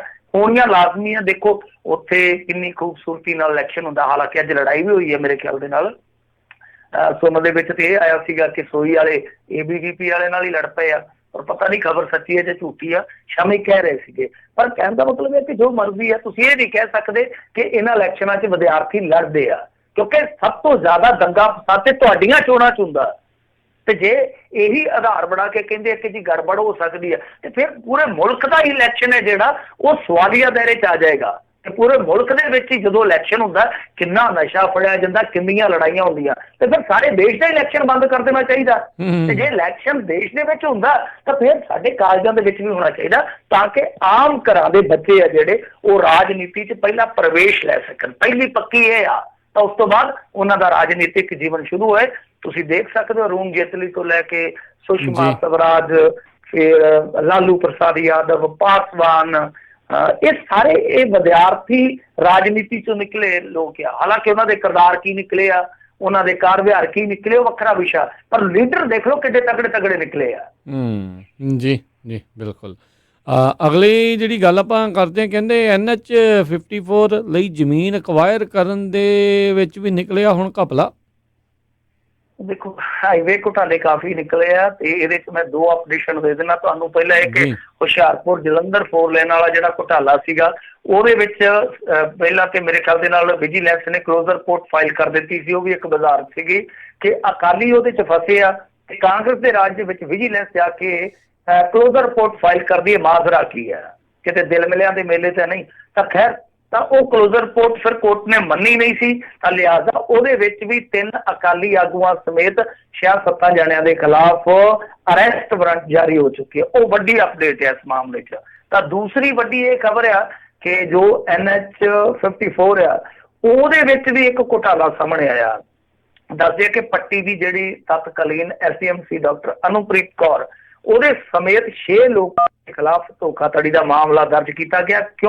ਕਿਉਂਕਿ ਇਹ ਜਦੋਂ ਜ਼ਮੀਨ ਐਕਵਾਇਰ ਕੀਤੀ ਜਾ ਰਹੀ ਸੀ ਇਸ ਹਾਈਵੇ ਵਾਸਤੇ, ਸ਼ਾਹਰਾਹ ਵਾਸਤੇ, ਤਾਂ ਉਹਦੇ ਵਿੱਚ ਇੱਕ ਗਬਨ ਕੀਤਾ ਗਿਆ, ਮਤਲਬ ਕਿ ਕੁਝ ਖਾਤਿਆਂ 'ਚ ਪੈਸੇ ਪਾਏ ਗਏ ਸੀਗੇ। ਤਾਂ ਇਹ ਖੇਡ ਆਮ ਹੀ ਬਣ ਗਈ ਆ ਕਿ ਜ਼ਮੀਨ ਜਿਹੜੀ ਹੈ ਕੁਝ ਬੰਦੇ ਖਰੀਦ ਲੈਂਦੇ ਆ, ਪਹਿਲਾਂ ਹੀ ਜਿਹੜੀ ਉਹਨਾਂ ਦੀ ਸਕੀਮ ਤੈਅ ਹੁੰਦੀ ਆ, ਉਸ ਤੋਂ ਬਾਅਦ ਉਸ ਜ਼ਮੀਨ ਨੂੰ ਕਮਰਸ਼ੀਅਲ ਦਿਖਾ ਕੇ ਚੰਗਾ ਰੇਟ ਵਸੂਲ ਕਰ ਲਿਆ ਜਾਂਦਾ, ਜਦ ਕਿ ਜਿਹੜਾ ਵੇਚਣ ਵਾਲਾ ਹੁੰਦਾ ਉਹਦੇ ਪੱਲੇ ਕੱਖ ਨਹੀਂ ਪੈਂਦਾ, ਜਿਹੜਾ ਆਮ ਕਿਸਾਨ ਆ। ਤਾਂ ਇਸ ਤਰ੍ਹਾਂ ਦੀ ਘਪਲੇਬਾਜ਼ੀ ਚੱਲਦੀ ਆ। ਤਾਂ ਇਹ ਇੱਕ ਬਹੁਤ ਸੋਚਣ ਵਿਚਾਰਨ ਦਾ ਵਿਸ਼ਾ ਕਿ SDM ਬਹੁਤ ਵੱਡਾ ਅਹੁਦਾ, ਬੋਡੀ ਘਾਲਣਾ ਤੋਂ ਬਾਅਦ ਬੰਦਾ ਇਸ ਪਦਵੀ ਤੇ ਪਹੁੰਚਦਾ ਤੇ ਕਿੱਦਾਂ ਛੋਟੇ ਛੋਟੇ ਲਾਲਚ ਇਸ ਪਦਵੀ ਨੂੰ, ਇਸ ਮਿਹਨਤ ਨੂੰ ਇੱਕ ਪਲ ਦੇ ਵਿੱਚ ਮਿੱਟੀ ਕਰਦੇ ਆ। ਜੀ ਜੀ। ਅਗਲੀ ਜਿਹੜੀ ਮਿੰਟੂ ਜੀ ਗੱਲ ਕਰਦੇ, ਕਹਿੰਦੇ ਖਾਲਸਾ ਏਡ ਨੇ ਕੀਤਾ ਆਪਣੇ ਖਿਲਾਫ ਲੱਗੀ ਖਬਰ ਦਾ ਜਿਹੜਾ ਖੰਡਨ। ਦੇਖੋ ਇਸ ਖਬਰ ਨੇ ਅੱਜ ਪੂਰੀ ਚਰਚਾ ਫੜੀ ਹੋਈ ਸੀ। ਪੰਜਾਬੀ ਟ੍ਰਿਬਿਊਨ 'ਚ ਖਬਰ ਲੱਗੀ ਆ। ਪੰਜਾਬੀ ਟ੍ਰਿਬਿਊਨ ਅਖਬਾਰ ਤੁਹਾਨੂੰ ਪਤਾ ਹੀ ਆ ਕਿ ਕਿਸ ਤਰ੍ਹਾਂ ਪੰਜਾਬੀਆਂ ਦੇ ਵਿੱਚ ਅੱਜ ਕੱਲ੍ਹ ਹਰਮਨ ਪਿਆਰਾ। ਤਾਂ ਉਸ ਖਬਰ ਨੇ ਅੱਜ ਸਵੇਰ ਤੋਂ ਹੀ ਇੱਕ ਚੁੰਝ ਚਰਚਾ ਛੇੜੀ ਹੋਈ ਸੀਗੀ। ਹੁਣ ਇਹਨਾਂ ਦਾ ਖੰਡਨ ਆ ਗਿਆ। ਤਾਂ ਖਬਰ ਦੇ ਵਿੱਚ ਇਹ ਲਿਖਿਆ ਗਿਆ ਸੀ, ਹਾਲਾਂਕਿ ਨਾਮਾਨਗਾਰ ਦਾ ਨਾਂ ਤੱਕ ਨਹੀਂ ਸੀਗਾ, ਸਿਡਨੀ ਤੋਂ ਖਬਰ ਲੱਗੀ ਹੋਈ ਸੀਗੀ। ਉਹਨਾਂ ਨੇ ਕਿਹਾ ਸੀਗਾ ਕਿ ਰਵੀ ਸਿੰਘ ਨੇ ਪੱਤਰ ਦੇ ਵਿੱਚ ਮੰਨਿਆ ਵਾ ਕਿ ਸੀਰੀਆ 'ਚ ਕਦੇ ਗਏ ਹੀ ਨਹੀਂ ਹੈ। ਇੱਥੋਂ ਤੱਕ ਕਿ ਬੰਗਲਾਦੇਸ਼, ਕੇਰਲ ਦਾ ਇਹਨਾਂ ਨੇ ਕੋਈ ਹਿਸਾਬ ਕਿਤਾਬ ਨਹੀਂ ਦਿੱਤਾ। ਇੱਥੋਂ ਤੱਕ ਕਿ ਆਸਟ੍ਰੇਲੀਆ ਦੇ ਵਿੱਚ ਇਹ ਅਨਰਜਿਸਟਰਡ ਸੰਸਥਾ ਦੇ ਵਜੋਂ ਕਰਦੇ ਰਹੇ, ਜਦ ਕਿ ਇਹ ਇਲੀਗਲ ਆ। ਇਸ ਤਰ੍ਹਾਂ ਦੇ ਦੋਸ਼ ਲੱਗੇ ਸੀਗੇ। ਔਰ ਹੁਣ ਇਹਨਾਂ ਨੇ 1 by 1 ਉਹਨਾਂ ਸਾਰੀਆਂ ਗੱਲਾਂ ਦਾ ਜਵਾਬ ਦਿੱਤਾ ਰਵੀ ਸਿੰਘ ਹੋਰਾਂ ਨੇ ਕਿ ਦੇਖੋ ਅਸੀਂ ਉਹ ਜਿਹੜੀ ਰਿਪੋਰਟ ਉਹਨੇ ਫਾਈਲ ਕਰਨੀ ਹੈ, ਫਾਈਨੈਂਸ਼ੀਅਲ ਈਅਰ ਦਾ ਫਰਕ ਆ, ਜਦ ਕਿ ਅਸੀਂ ਆਪਣੀ ਆ ਜਿਹੜਾ ਪੱਤਰ ਹੈ ਇਹਦੇ ਵਿੱਚ ਲਿਖ ਚੁੱਕੇ ਹਾਂ ਕਿ ਕੇਰਲ ਦੇ ਵਿੱਚ ਗਏ ਸੀਗੇ, ਬੰਗਲਾਦੇਸ਼ ਦੇ ਵਿੱਚ ਸਾਡੀ ਇੰਡੀਆ ਵਾਲੀ team, under India team Rohingya refugee ਵਾਸਤੇ ਕੰਮ ਕਰਦੀ ਰਹੀ ਹੈ। ਜੋ ਆਪਾਂ ਸਭ ਨੇ ਵੇਖਿਆ ਕੇਰਲ ਦੇ ਵਿੱਚ ਇਹਨਾਂ ਨੇ ਕੰਮ ਕੀਤਾ। ਹੁਣ ਸੀਰੀਆ 'ਚ ਗਏ ਜਾਂ ਨਹੀਂ ਗਏ ਉਹ ਮੈਂ ਲਾਈਵ ਸੁਣ ਨਹੀਂ ਸਕਿਆ, ਕਾਫੀ ਲੰਮਾ ਆਏਗਾ ਉਹਦਾ ਇਹਨਾਂ ਨੇ ਕੀ ਜਵਾਬ ਦਿੱਤਾ। ਤਾਂ ਖੈਰ ਉਹ ਸਾਰੀਆਂ ਚੀਜ਼ਾਂ ਇਹਨਾਂ ਨੇ ਦੱਸੀਆਂ। ਰਵੀ ਸਿੰਘ ਹੋਰਾਂ ਨੇ ਦੱਸਿਆ ਕਿ ਸਾਜ਼ਿਸ਼ ਦੇ ਤੌਰ ਤੇ ਸਾਡੇ ਨਾਲ ਇਸ ਤਰ੍ਹਾਂ ਹੋ ਰਿਹਾ ਕਿਉਂਕਿ ਅਸੀਂ ਚੁੱਭ ਰਹੇ ਹਾਂ ਕੁਝ ਖਾਸ ਵਿਰੋਧੀਆਂ ਨੂੰ। ਔਰ ਪੱਤਰਕਾਰ ਬਾਰੇ ਵੀ ਉਹਨਾਂ ਨੇ ਕਿਹਾ ਕਿ ਜਲਦੀ ਅਸੀਂ ਇਹਦਾ ਵੀ ਖੁਲਾਸਾ ਕਰ ਦਿਆਂਗੇ ਕਿ ਇਹ ਕਿੰਨਾ ਕੁ ਦੁੱਧ ਧੋਤਾ। ਖੈਰ ਦੇਖੋ ਇੰਤਜ਼ਾਰ ਕਰਦੇ ਆ। ਪਰ ਇਹ ਖਬਰ ਪੜ੍ਹ ਕੇ ਨਾ ਕੁਝ ਲੋਕ ਤੇ ਦਵਾ-ਦਵ ਸ਼ੇਅਰ ਕਰ ਦਿੰਦੇ ਆ। ਚਲੋ ਕਈ ਵਾਰ ਨਿਕਲ ਜਾਂਦੀ ਹੱਥ ਚੋਂ ਖਬਰ, ਕਈ ਵਾਰ ਇੰਨੀ ਦਿਲਚਸਪ ਖਬਰ ਹੁੰਦੀ ਹੈ, ਕਈ ਵਾਰ ਇੰਨੀ ਉਤਸੁਕਤਾ ਵਾਲੀ ਖਬਰ ਹੁੰਦੀ ਆ। ਪਰ ਜੇ ਤੁਸੀਂ ਇੱਕ ਪੱਤਰਕਾਰਤਾ ਦੀ ਨਿਗਾਹ ਨਾਲ ਦੇਖੋਗੇ ਨਾ, ਕਿਉਂਕਿ ਇਹ ਚੀਜ਼ਾਂ ਜਿਹੜੀਆਂ ਪ੍ਰਿੰਟ ਮੀਡੀਆ 'ਚ ਹੁੰਦੀਆਂ ਨੇ ਨਾ, ਉਹਨੂੰ ਪਤਾ ਹੁੰਦੀਆਂ ਜਿਹੜਾ ਬੰਦਾ ਪ੍ਰਿੰਟ ਮੀਡੀਆ 'ਚ ਰਹਿ ਕੇ ਆਇਆ। ਤਾਂ ਜਿਹੜੀ ਇਹ ਖਬਰ ਆ, ਹੁਣ ਪਹਿਲੀ ਗੱਲ ਪੱਤਰਕਾਰ ਦਾ ਕੋਈ ਨਾਮੋ ਨਿਸ਼ਾਨ ਨਹੀਂ ਹੈ। ਇਹ ਏਜੰਸੀ ਦੀ ਖਬਰ ਆ, ਪੱਤਰਕਾਰ ਦੀ ਖਬਰ ਆ। ਫਿਰ ਦੂਜੀ ਚੀਜ਼ ਇਹ ਆ ਕਿ ਪੱਤਰ ਕਿਹਨੇ ਲਿਖਿਆ, ਕਿਹਨੂੰ ਜਵਾਬ ਦਿੱਤਾ ਰਵੀ ਸਿੰਘ ਨੇ, ਉਹਦਾ ਕੋਈ ਹਵਾਲਾ ਨਹੀਂ ਹੈ, ਕੋਈ ਸੂਤਰ ਨਹੀਂ ਦੱਸਿਆ ਗਿਆ। ਫਿਰ ਤੀਜਾ ਇਹ ਕਿ ਕੋਈ ਪੱਖ ਨਹੀਂ ਪਾਇਆ ਗਿਆ ਖਾਲਸਾ ਏਡ ਦਾ ਕਿ ਹਾਂ ਭਾਈ ਅਸੀਂ ਈਮੇਲ ਕਰਕੇ ਇਹਨਾਂ ਤੋਂ ਜਵਾਬ ਪੁੱਛਿਆ, ਅਸੀਂ ਇਹਨਾਂ ਦਾ ਪੱਖ ਜਾਣਨਾ ਚਾਹਿਆ, ਜਿਹੜਾ ਕਿ ਖਬਰ ਨੂੰ ਬਹੁਤ ਹੱਦ ਤੱਕ ਬਾਇਸ ਕਰ ਦਿੰਦਾ। ਜਦੋਂ ਤੁਸੀਂ ਕਿਸੇ ਦਾ ਪੱਖ ਨਹੀਂ ਪਾਉਂਦੇ, ਜਦੋਂ ਤੁਸੀਂ ਕਿਸੇ ਦੂਸਰੇ ਧਿਰ ਦੀ ਕੋਈ ਗੱਲ ਹੀ ਨਹੀਂ ਸੁਣਦੇ ਜਾਂ ਤੁਸੀਂ ਉਹਨਾਂ ਤੱਕ ਅਪਰੋਚ ਕਰਨ ਦਾ ਯਤਨ ਨਹੀਂ ਕਰਦੇ, ਤੁਹਾਡੀ ਖਬਰ ਭਾਵੇਂ ਜਿੰਨੀ ਮਰਜ਼ੀ ਸੱਚੀ ਹੈ, ਤਥਾਤਮਕ ਹੈ, ਉਹ ਬਾਅਦ ਕੇ ਗਿਣੀ ਜਾਂਦੀ ਹੈ ਮੀਡੀਆ ਦੇ ਜਿਹੜੇ ਸਿਧਾਂਤ ਹੈ ਉਹਨਾਂ ਦੇ ਮੁਤਾਬਕ। ਤਾਂ ਇਹ ਖਬਰ ਵਾਕਈ ਲੱਗਦਾ ਸੀਗਾ ਕਿ ਕੋਈ ਨਾ ਕੋਈ ਵਿਵਾਦ ਜ਼ਰੂਰ ਛੇੜੂਗੀ। ਤਾਂ ਉਹ ਵਿਵਾਦ ਛਿੜ ਗਿਆ, ਉਹ ਲਾਈਵ ਹੋ ਰਿਹਾ। ਉਹਨਾਂ ਨੇ ਦੱਸਿਆ ਕਿ ਅਸੀਂ ਆ ਚੱਕੂ ਡਾਕੂਮੈਂਟਸ ਲੈ ਕੇ ਆਏ ਹਾਂ ਔਰ ਆਉਣ ਵਾਲੇ ਦਿਨਾਂ ਦੇ ਵਿੱਚ ਅਸੀਂ ਇਸ ਪੱਤਰਕਾਰ ਦੇ ਖਿਲਾਫ ਵੀ ਸਾਰਾ ਕੁਝ ਕੱਢ ਕੇ ਤੁਹਾਡੇ ਸਾਹਮਣੇ ਰੱਖ ਦਿਆਂਗੇ। ਜੀ ਜੀ ਜੀ ਬਿਲਕੁਲ। ਤੇ ਵੈਸੇ ਦੇਖੋ ਬਾਹਰਲੇ ਮੁਲਕਾਂ 'ਚ ਜਾ ਕੇ ਸੇਵਾ ਕਰਦੇ ਰਹੇ ਨੇ, ਭਾਰਤ ਦੇ ਹੋਰ ਸੂਬਿਆਂ 'ਚ ਜਾ ਕੇ ਸੇਵਾ ਕਰਦੇ ਰਹੇ ਨੇ, ਬੜਾ ਕੁਛ ਇਹਨਾਂ ਨੇ ਕੀਤਾ। ਤੇ ਪੰਜਾਬ ਦੇ ਵਿੱਚ ਹੁਣ ਜਦੋਂ ਆਫਤ ਆਈ ਆ, ਪੰਜਾਬ ਸਰਕਾਰ ਪੂਰੀ ਤਰ੍ਹਾਂ ਨਾਕਾਮ ਰਹੀ ਆ। ਲੋਕਾਂ ਦੀ ਜਿਹੜੀ ਮਦਦ ਦੇ ਲਈ ਇਹਨਾਂ ਨੇ ਬਾਂਹ ਫੜੀ ਆ, ਤੇ ਹੁਣ ਇਹੀ ਜਿਹੜੇ ਇਹਨਾਂ ਨੂੰ ਉਹ ਚੁੱਭ ਰਹੇ ਨੇ। ਬਸ ਇਹ ਆ ਵੀ ਕੋਈ ਹੋਰ ਜਿਹੜਾ ਗਾਹ ਨਾ ਲੰਘ ਜਾਵੇ। ਸੋ ਇਹ ਬੜੀ ਜਿਹੜੀ ਅਫਸੋਸ ਵਾਲੀ ਗੱਲ ਆ ਵੀ ਲੋਕ ਜਿਹੜਾ ਕੋਈ ਮਦਦ ਵੀ ਕਰ ਰਿਹਾ ਆ ਵੀ ਉਹਦੇ ਖਿਲਾਫ ਜਿਹੜੇ ਹੁਣ ਇੱਕ ਪਾਸੇ ਨੂੰ ਜਿਹੜੇ ਹੋਏ ਆ। ਤੇ ਅਫਸੋਸ ਆ ਵੀ ਉਹਨਾਂ ਦੇ ਆਪਣੇ ਹੀ ਬੰਦੇ ਆ, ਇੱਥੇ ਦੇ ਪੰਜਾਬ ਦੇ ਹੀ ਬੰਦੇ ਆ ਜਿਹੜੇ ਇਸ ਤਰੀਕੇ ਦੇ ਨਾਲ ਉਹਨਾਂ ਦੇ ਦੁਆਲੇ ਜਿਹੜੇ ਆ ਹੋਣ ਲੱਗੇ ਹੋਏ ਆ, ਜਦ ਕਿ ਸਰਕਾਰ ਆ ਉਸ ਦੇ ਵਿੱਚ ਨਾਕਾਮ ਰਹੀ ਆ। ਮਿੰਟੂ ਜੀ ਇੱਥੇ ਆਪਾਂ ਇੱਕ ਬ੍ਰੇਕ ਲੈਂਦੇ ਹਾਂ, ਬ੍ਰੇਕ ਤੋਂ ਬਾਅਦ ਦੇ ਵਿੱਚ ਮੁੜ ਕੇ ਫਿਰ ਵਾਪਸ ਹਾਜ਼ਰ ਹੁੰਦੇ। ਸਰੋਤੋ ਜੇ ਤੁਹਾਡਾ ਵੀ ਕੋਈ ਸਵਾਲ ਹੈਗਾ, ਤੁਸੀਂ ਪੁੱਛਣਾ ਚਾਹੁੰਦੇ ਹੋ, ਕਾਲ ਕਰ ਸਕਦੇ ਹੋ ਸਟੂਡੀਓ ਦੇ ਵਿੱਚ। ਫ਼ੋਨ ਨੰਬਰ ਹੈ 408 272 5200 4082725200। ਮਿਲਦੇ ਹਾਂ ਇੱਕ ਬ੍ਰੇਕ ਤੋਂ ਬਾਅਦ 'ਚ।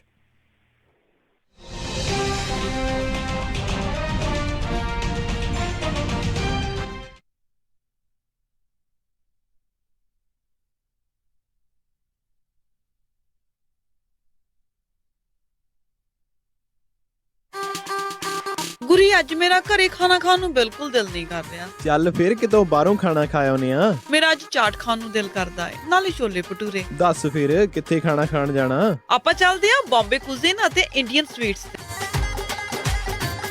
ਬੰਬੇ ਕੁਜ਼ੀਨ ਅਤੇ ਇੰਡੀਅਨ ਸਵੀਟਸ, ਜਿੱਥੇ ਕਿ ਤੁਸੀਂ ਵੈਜ ਨਾਨ ਵੈਜ ਖਾਣਾ ਵੀ ਖਾ ਸਕਦੇ ਹੋ, ਛੋਲੇ ਭਟੂਰੇ ਵੀ ਖਾ ਸਕਦੇ ਹੋ ਤੇ ਖਾ ਸਕਦੇ ਹੋ ਹਰ ਇੱਕ ਤਰ੍ਹਾਂ ਦੀ ਚਾਟ। ਅਤੇ ਵਿਆਹ ਸ਼ਾਦੀ ਵਾਸਤੇ ਭਾਜੀ ਵੀ ਬਣਾਉਂਦੇ ਹਨ। 50 ਬੰਦਿਆਂ ਦੇ ਬੈਠ ਕੇ ਖਾਣ ਦੀ ਜਗ੍ਹਾ ਵੀ ਹੈ ਅਤੇ ਫੂਡ ਨੂੰ ਟੂ ਗੋ ਵੀ ਕਰ ਸਕਦੇ ਹੋ। ਤੇ ਆਉਂਦੇ ਆਉਂਦੇ ਆਪਾਂ ਮੰਮੀ ਹੁਣਾਂ ਵਾਸਤੇ ਮਠਿਆਈਆਂ ਵੀ ਲੈ ਆਵਾਂਗੇ। ਬੰਬੇ ਕੁਜ਼ੀਨ ਅਤੇ ਇੰਡੀਅਨ ਸਵੀਟਸ 7452 ਫੁੱਟਹਿਲ ਬੁਲੇਵਾਰਡ ਰੋਜ਼ਵਿਲ, ਅਤੇ ਇਹਨਾਂ ਦੀ ਨਵੀਂ ਬ੍ਰਾਂਚ 1013 ਰੈਲੀਸ ਸਟਰੀਟ ਫੋਲਸਮ ਦੀ ਗ੍ਰੈਂਡ ਓਪਨਿੰਗ ਵੀ ਹੋ ਚੁੱਕੀ ਹੈ। ਵਧੇਰੇ ਜਾਣਕਾਰੀ ਲਈ ਗੱਲ ਕਰ ਸਕਦੇ ਹੋ 2482284580 248 228 4580। ਅਤੇ ਇਹਨਾਂ ਨੂੰ ਕਿਚਨ ਵਿੱਚ ਹੈਲਪਰ ਦੀ ਵੀ ਜ਼ਰੂਰਤ ਹੈ। ਚੱਲ ਫਿਰ ਚੱਲੀਏ Bombay cuisine and Indian sweets ਤੇ। ਗੁੱਡੀ ਦੇ ਵਿਆਹ ਦੀਆਂ ਤਿਆਰੀਆਂ ਸਾਰੀਆਂ ਹੋ ਗਈਆਂ ਨੇ, ਬਟ ਜਿਊਲਰੀ ਕਿੱਥੋਂ ਬਣਵਾਈਏ? ਕਿਉਂਕਿ ਕੌਣ ਇੰਨਾ ਭਰੋਸੇਮੰਦ ਜਿਊਲਰੀ ਸਟੋਰ ਹੈ ਜਿੱਥੇ ਅੱਖਾਂ ਬੰਦ ਕਰਕੇ ਵਿਸ਼ਵਾਸ ਕੀਤਾ ਜਾਵੇ। ਗਹਿਣੇ ਹੋਣ ਵੀ ਪਿਓਰ ਕੁਆਲਿਟੀ ਦੇ ਤੇ ਹੋਣ ਵੀ ਲੇਟੈਸਟ ਡਿਜ਼ਾਈਨ ਵਾਲੇ। ਤੂੰ ਫਿਕਰ ਨਾ ਕਰ, ਅਮਰੀਕਾ ਦਾ ਇੱਕੋ ਇੱਕ ਸਭ ਤੋਂ ਪਹਿਲਾ ਤੇ ਸਭ ਤੋਂ ਭਰੋਸੇਮੰਦ ਨਾਮ ਜੀਨਾ ਜੁਐਲਰਸ, ਜਿਨ੍ਹਾਂ ਦਾ ਸ਼ੋਰੂਮ ਸੋਨੇ ਚਾਂਦੀ ਤੇ ਡਾਇਮੰਡ ਜੁਐਲਰੀ ਨਾਲ ਭਰਿਆ ਪਿਆ ਹੈ। 22 ਕੈਰਟ ਦੇ ਔਰਤਾਂ, ਮਰਦਾਂ ਤੇ ਬੱਚਿਆਂ ਦੇ ਗਹਿਣਿਆਂ ਦੀ ਲੇਟੈਸਟ ਵੈਰਾਈਟੀ ਹੈ ਉਹਨਾਂ ਕੋਲ। ਕੁੰਦਨ, ਡਾਇਮੰਡ ਤੇ ਪੋਲਕੀ ਸੈਟਸ ਵੀ ਅਵੇਲੇਬਲ ਨੇ। ਤੂੰ ਦੇਖੀ, ਸਾਡੀ ਗੁੱਡੀ ਦੇ ਗਹਿਣੇ ਵੇਖ ਕੇ ਲੋਕ ਵੇਖਦੇ ਰਹਿ ਜਾਣਗੇ। ਨਾਲੇ ਉਹ ਕੰਪਿਊਟਰਾਈਜ਼ਡ ਮਸ਼ੀਨ ਨਾਲ ਚੈੱਕ ਕਰਕੇ ਬਿਲਕੁਲ ਪਿਓਰ ਸੋਨਾ ਦਿੰਦੇ ਨੇ। ਜੀਨਾ ਜੁਐਲਰਸ, ਜਿੱਥੋਂ ਤੁਸੀਂ ਹੋਲਸੇਲ ਪ੍ਰਾਈਸ ਤੇ ਸੋਨੇ ਦੇ ਬਿਸਕਿਟ ਵੇਚ ਜਾਂ ਖਰੀਦ ਵੀ ਸਕਦੇ ਹੋ। ਨਾਲੇ ਪੁਰਾਣਾ ਸੋਨਾ ਗਹਿਣੇ ਰੱਖ ਕੇ ਲੋਨ ਵੀ ਲੈ ਸਕਦੇ ਹੋ। ਤਾਂ ਫਿਰ ਗਹਿਣੇ ਤਾਂ ਅਸੀਂ ਉੱਥੋਂ ਹੀ ਬਣਵਾਵਾਂਗੇ, ਜੀਨਾ ਜੁਐਲਰਸ ਤੋਂ। ਤੁਸੀਂ ਵੀ ਅੱਜ ਹੀ ਆਓ। Jeena jewellers 7454 Stockton Boulevard Sacramento. Phone number 916 956 3094 916 956 3094।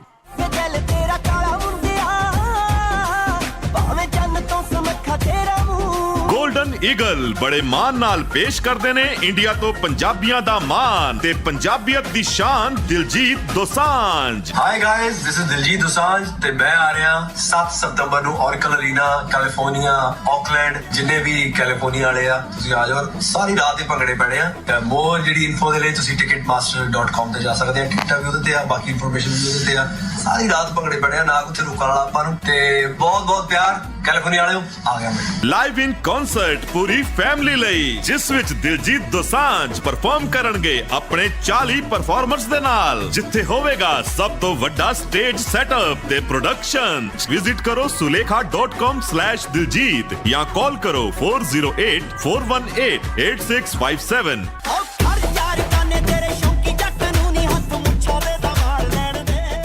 Indian ਸੇਵਰ ਹੋਲਸੇਲ ਪ੍ਰਿੰਟਿੰਗ ਵਾਲਿਆਂ ਤੋਂ ਬਣਵਾ ਸਕਦੇ ਹੋ 1000 ਬਿਜ਼ਨਸ ਕਾਰਡ ਸਿਰਫ ਹੀ $45 ਵਿੱਚ। ਆਊਟਡੋਰ ਬੈਨਰ $699 ਪਰ square feet. Banner with stand ਸਿਰਫ $135 ਵਿੱਚ। 10x10 ਦਾ event tent with hardware and fabric ਤੁਹਾਡੇ ਲੋਗੋ ਅਤੇ ਐਡ ਦੇ ਨਾਲ ਸਿਰਫ ਹੀ $1399 ਵਿੱਚ। Flyer, brochure, post card, poster, presentation folder, hang tags, envelopes, roll label, ਸਟicker ਅਤੇ ਇਹ ਐਵਰੀ ਡੋਰ ਡਾਇਰੈਕਟ ਮੇਲ ਦੀ ਸਰਵਿਸ ਵੀ ਦਿੰਦੇ ਹਨ। 9165255476 916 525 5476। ਇਮੀਗ੍ਰੇਸ਼ਨ, ਫੈਮਿਲੀ ਲਾਅ ਦੇ ਨਾਲ ਸੰਬੰਧਿਤ ਕਿਸੇ ਵੀ ਤਰ੍ਹਾਂ ਦੀ ਕਾਨੂੰਨੀ ਸਲਾਹ ਦੇ ਲਈ ਗੱਲ ਕਰ ਸਕਦੇ ਹੋ ਸ਼ਾਹਿਦ ਮਨਜ਼ੂਰ ਜੀ ਨਾਲ। ਪਰਸਨਲ ਇੰਜਰੀ ਜਿਵੇਂ ਕਿ ਕਾਰ ਐਕਸੀਡੈਂਟ, ਸਲਿਪ ਅਤੇ ਫਾਲ ਦੇ ਨਾਲ ਸੰਬੰਧਿਤ ਕਿਸੇ ਵੀ ਤਰ੍ਹਾਂ ਦੀ ਕਾਨੂੰਨੀ ਸਲਾਹ ਦੇ ਲਈ ਗੱਲ ਕਰ ਸਕਦੇ ਹੋ ਸ਼ਾਹਿਦ ਮਨਜ਼ੂਰ ਲਾ ਫਰਮ 3017 ਡੌਗਲਸ ਬੁਲੇਵਾਰਡ ਸਵੀਟ 104 ਰੋਜ਼ਵਿਲ। ਵਧੇਰੇ ਜਾਣਕਾਰੀ ਲਈ ਗੱਲ ਕਰ ਸਕਦੇ ਹੋ 9163061665 916 306 1665 ਮਨਜ਼ੂਰ ਲਾ ਫਰਮ। ਹੋ ਯਾਰੀ ਚੰਡੀਗੜ੍ਹ ਵਾਲੀਏ ਨੀ ਤੇਰੀ ਕਰਾਂਗੀ ਹੱਥ ਯਾਰ ਦੇ ਖੜੇ ਹੋ ਦੇਖ ਲਵੀਂ ਤੱਕਦੀ ਦੇ ਹੱਸੀ ਪਾਣੀ ਜਾਣਾ ਹੀ। ਸਤਿ ਸ੍ਰੀ ਅਕਾਲ, ਮੈਂ ਰਣਜੀਤ ਬਾਵਾ ਤੇ ਤੁਸੀਂ ਸੁਣ ਰਹੇ ਹੋ ਪੰਜਾਬੀ ਰੇਡੀਓ USA। ਸੁਣਦੇ ਰਹੋ ਨਵੇਂ ਗਾਣੇ, ਨਵੀਆਂ ਧੁਨਾਂ। ਚੜ੍ਹਦੀ ਕਲਾ ਚ ਰਹੋ। Love you all.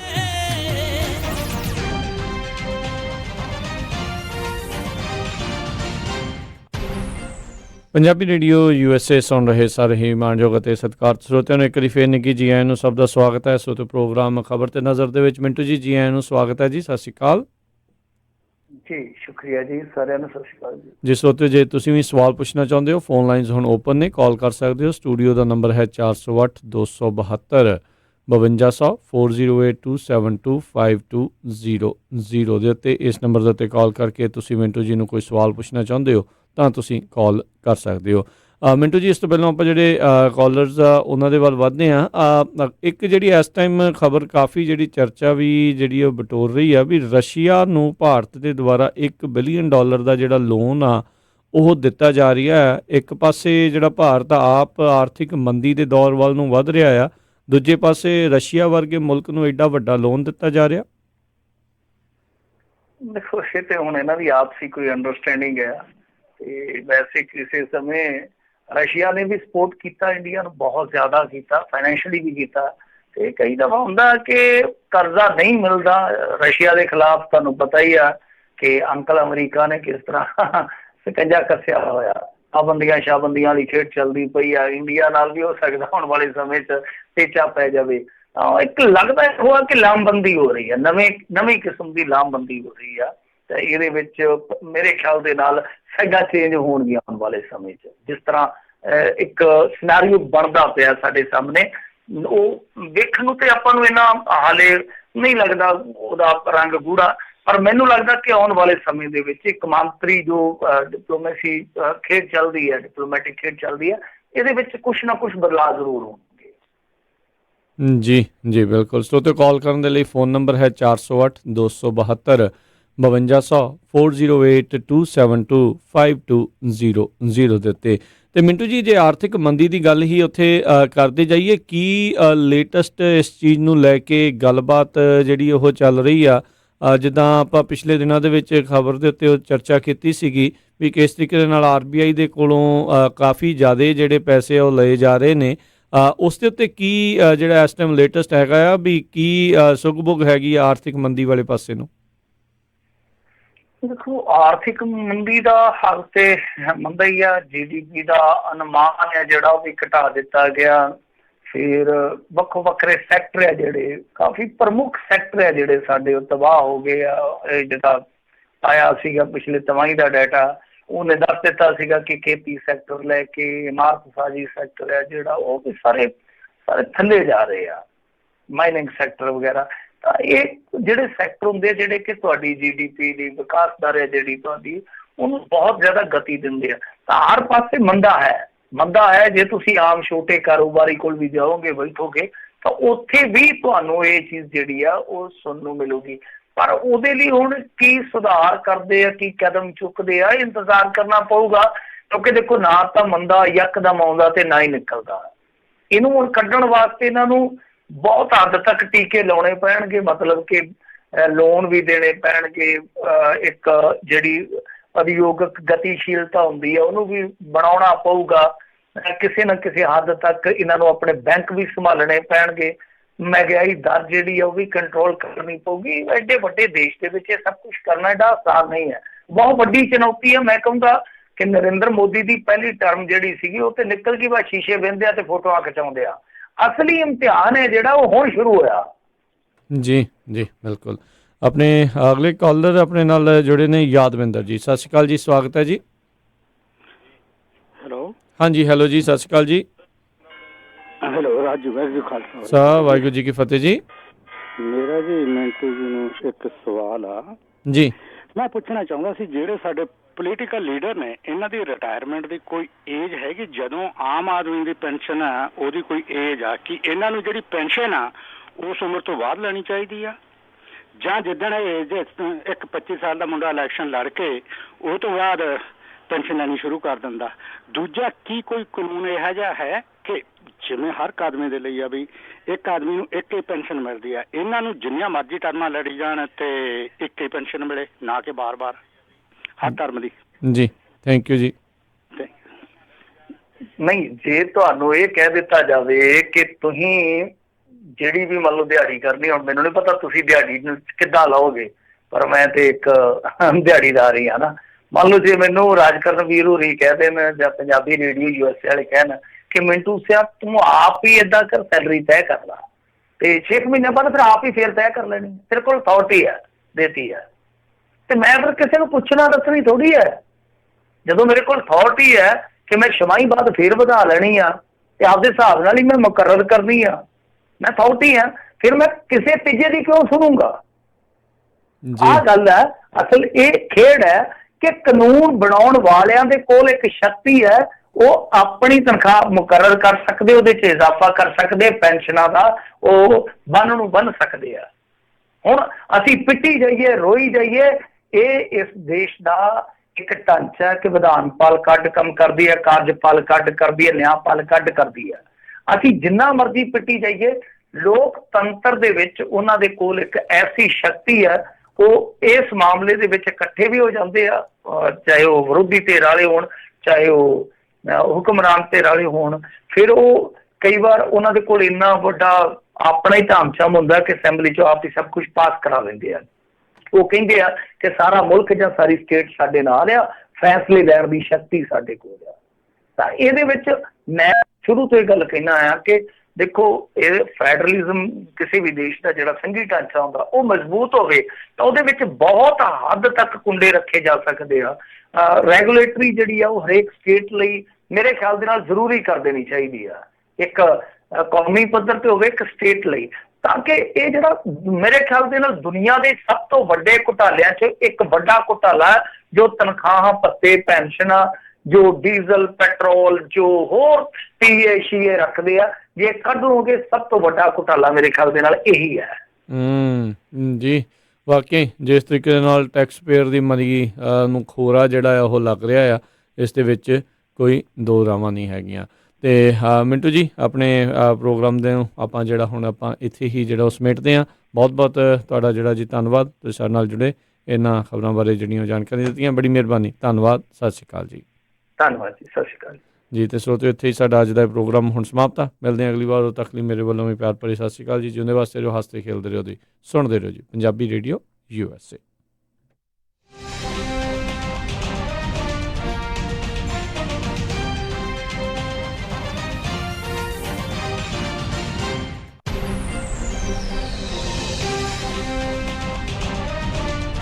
ਤੁਸੀਂ ਸੁਣ ਰਹੇ ਹੋ KOBO Yuba City 1450 AM, KIID Sacramento 1470 AM, KWRU Fresno 1300 AM, KLHC Bakersfield 1350 AM।